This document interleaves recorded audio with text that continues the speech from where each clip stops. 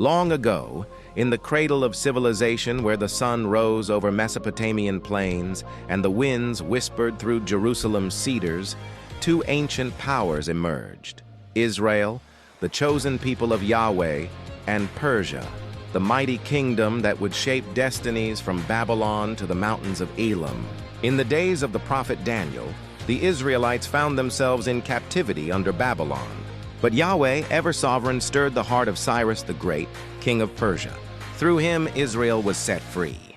It was Cyrus, a Gentile, whom God called my shepherd, Isaiah 44:28, who allowed the Jews to return and rebuild the temple in Jerusalem. For a season, Israel and Persia walked side by side, not as enemies, but as instruments in the divine plan. But the pages of prophecy whispered of darker days. The prophet Ezekiel spoke of Gog and Magog, with Persia among the confederate nations that would rise in the latter days against God's people, Ezekiel 38:5. Though cloaked in mystery, many modern watchers have seen shadows of these ancient names re-emerging in geopolitical tensions. In the age of missiles and media, Persia took a new name: Iran. Once a land of poets and empires, it became a stage for ideological battle.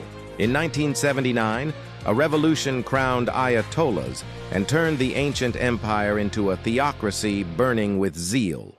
The streets echoed with chants of defiance: "Death to Israel."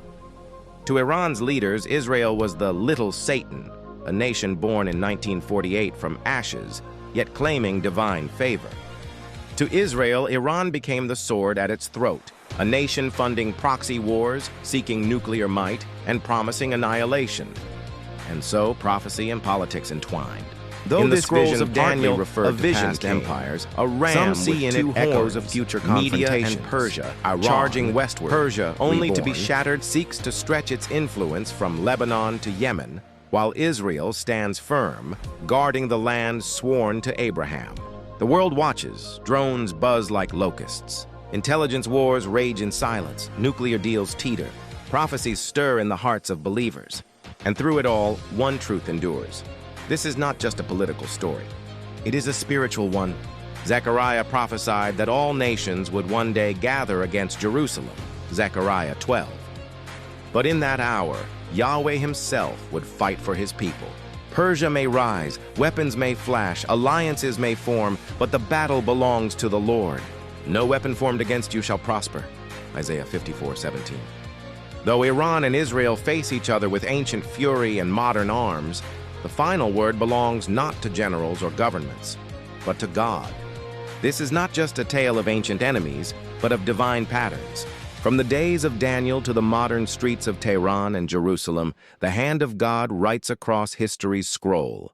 The war between Israel and Iran may one day ignite, but its roots lie not in borders or politics, but in prophecy, pride, and providence. And when the trumpet sounds and nations tremble, one question will matter: who stands with the Lord of hosts?